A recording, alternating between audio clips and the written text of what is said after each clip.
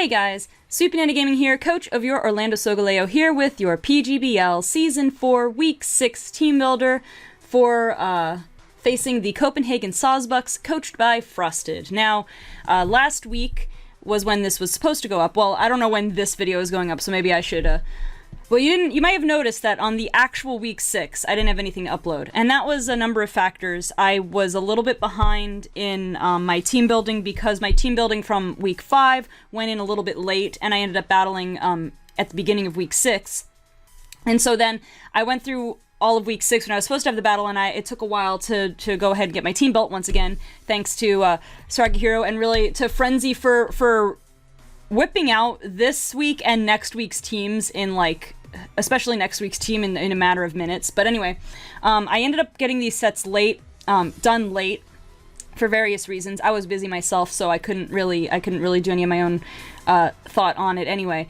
But I got in touch with Frosted, and she's been behind as well. There've been, it's one of those like ripple effects where one person gets behind schedule and then other people, so like she's waiting on a couple other people too, I think. A bunch of us are behind. So now I'm behind, and I'm actually slated to do my week 7 match before this one. So as far as how I'll handle the upload, I'm not sure. I think if I get both of them done this week, I'll just upload week 6 and week 7 together, so I'm back on schedule with my uploads.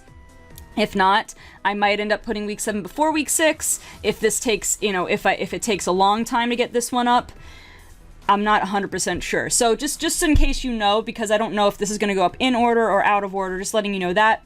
As for the rest of this, I'm going to try really hard. I tend to ramble on, but since I'm recording now 2 of these team builders, because I'm going to record my week 6 and week 7 team builder tonight, I'm going to try to keep this a little bit shorter, a little less rambly, keep it around 10-15 minutes instead of 20 to 30 minutes.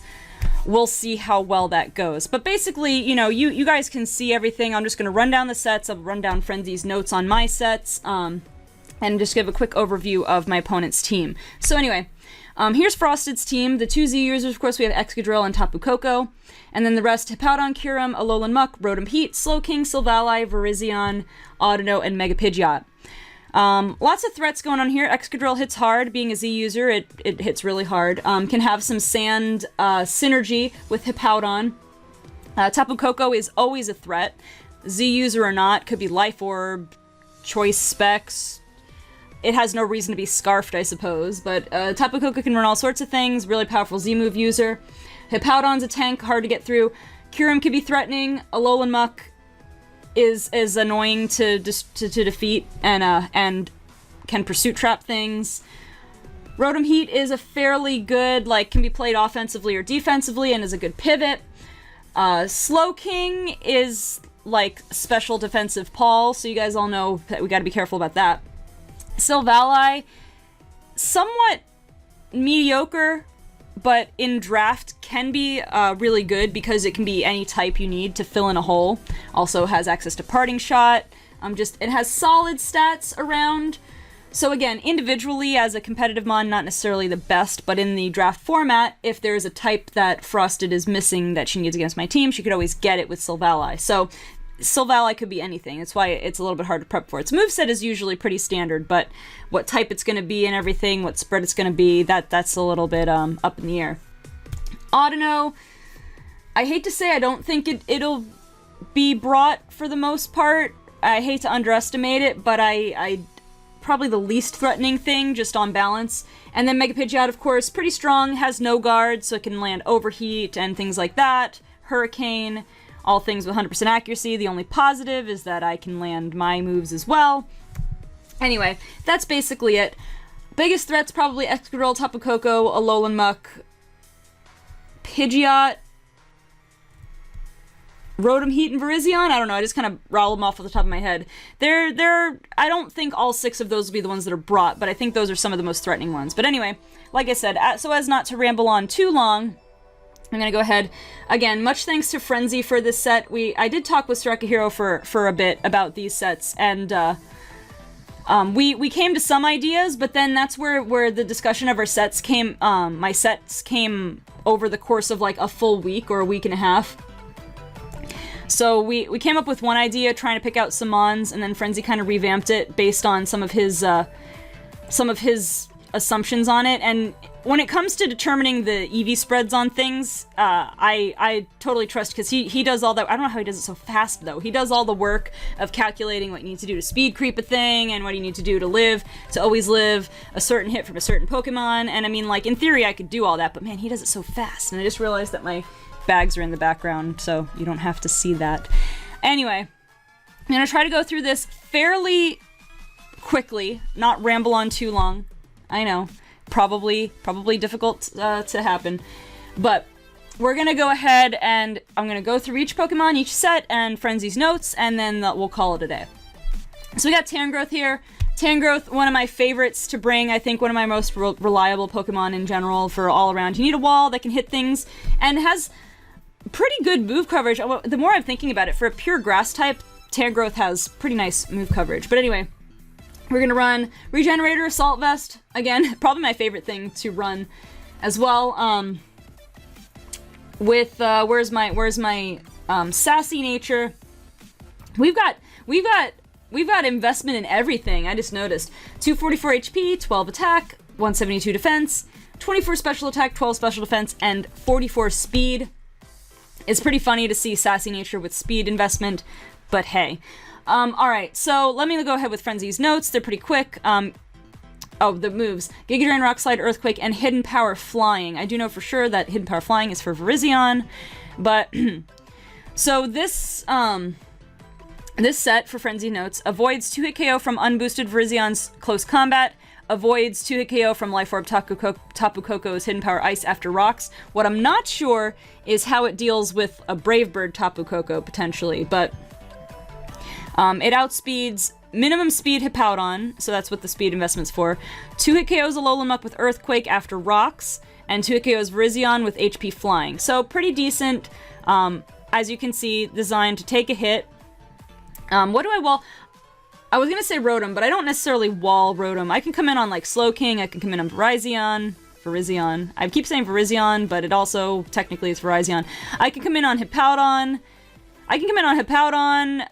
Tapu Koko somewhat safely. Excadrill maybe safely. I can come in on Excadrill, maybe Tapu Koko. I can come in on Hippowdon. I can come in on Slowking. I can come in on Virizion.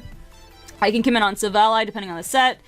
I can come in on Audino. I really don't think that Audino's going to be there. I probably wouldn't switch into Audino anyway, since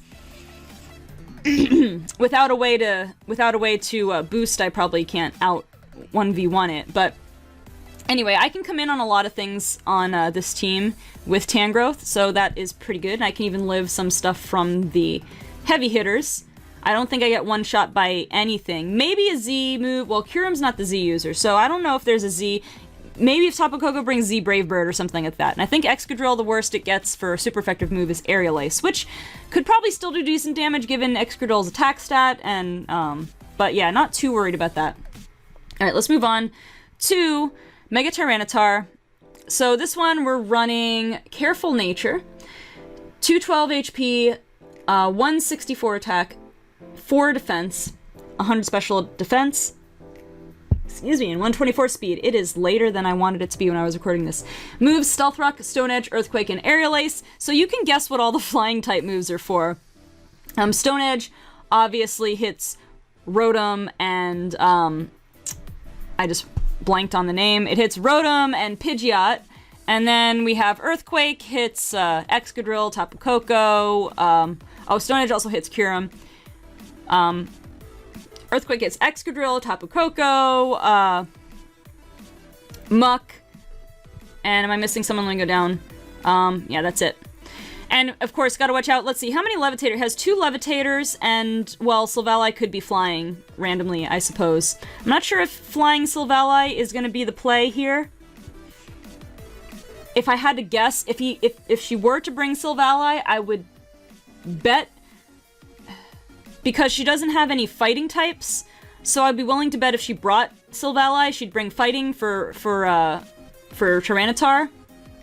Just if I had to, off the top of my head, guess. But anyway, so this set rocks, of course. A lot of these calculations depend on rocks to clinch the 1 or 2 hit KO.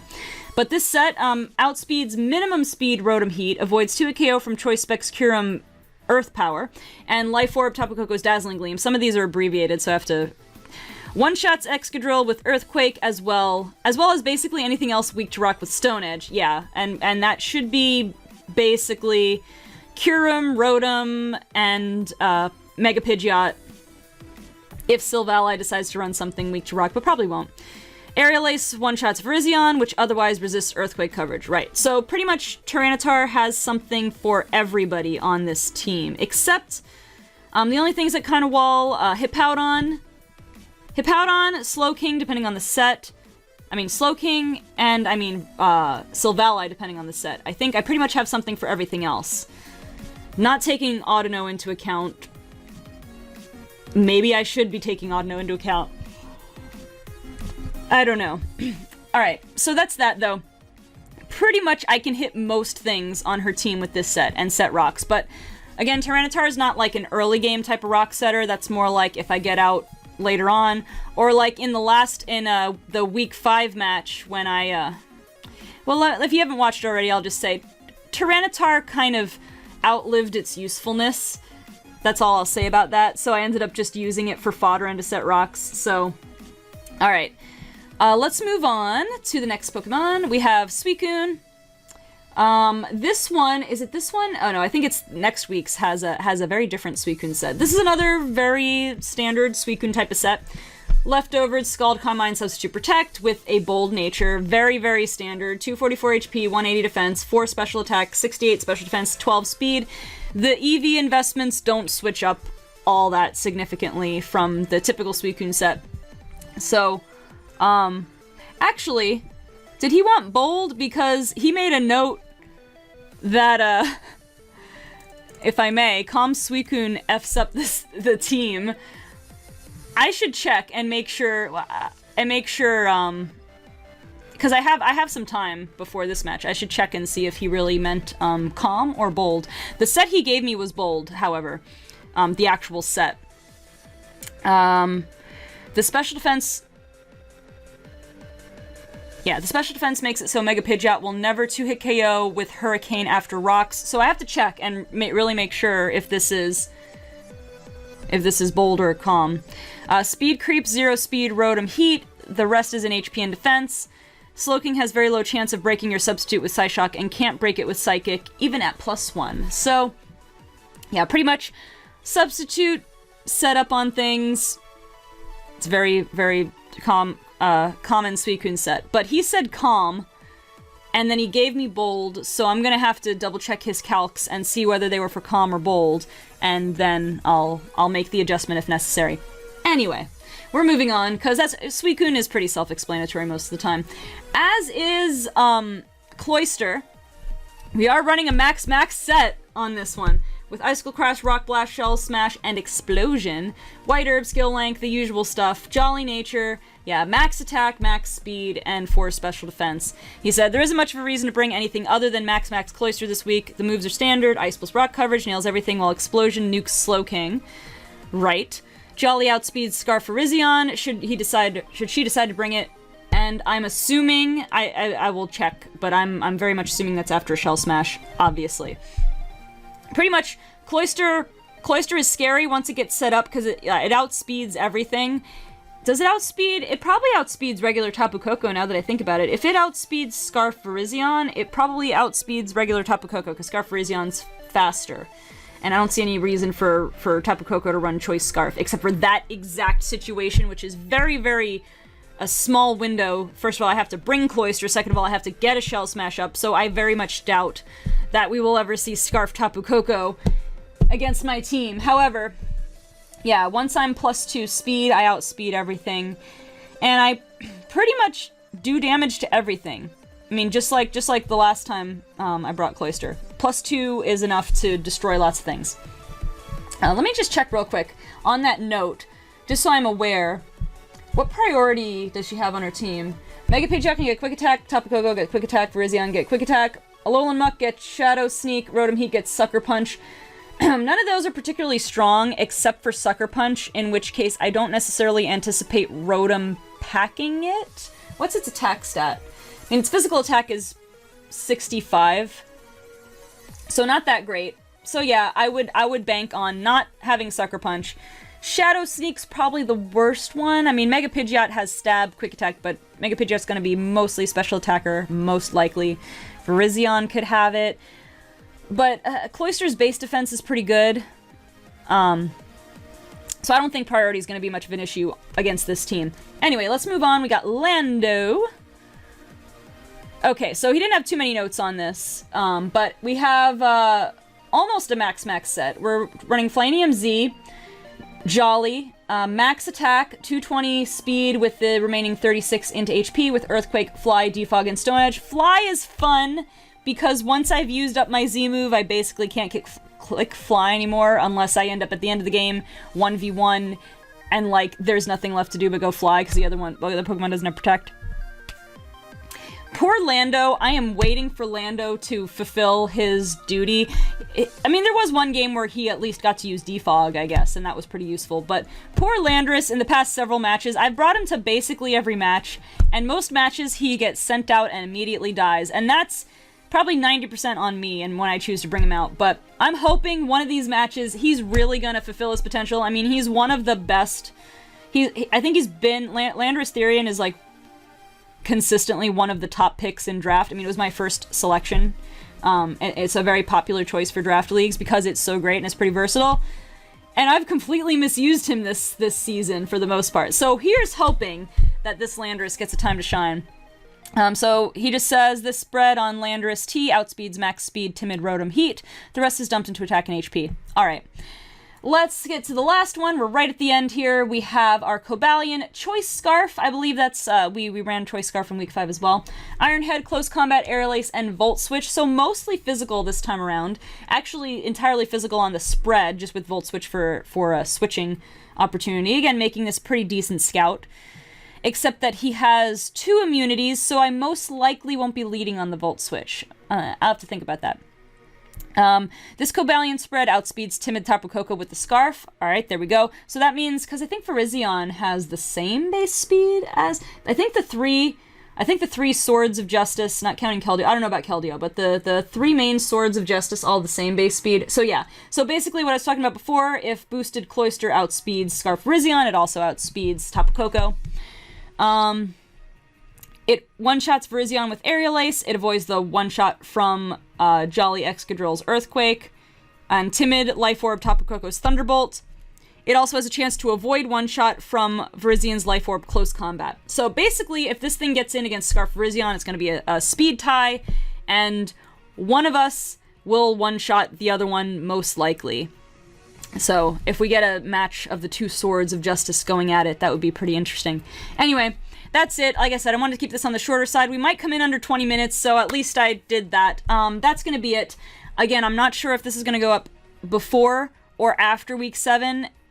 If I have this match by the next week, because this is a weekend. This is the weekend of when we're supposed to do our week 7 match. If I get my week 6 match done, I'm going to do my week 6 match, and then if I get my week 7 match done during the next week, then I will try to put both of these up together, both Team Builders Friday and both matches on Saturday. A little crowded, but at least I get back on schedule. That's the plan if I get the week 6 match done. If not, week 7's going to go up first. You're going to be seeing this out of order. But that's what it is. Thank you guys so much for watching. If you enjoyed, be sure to leave a like, comment your Orlando Solgaleo pride below, and subscribe if you haven't already. Thank you so much for watching, and I will see you next time for PGBL Season 4, Week 6, your Orlando Solgaleo versus the Copenhagen Sawsbucks. I will see you then.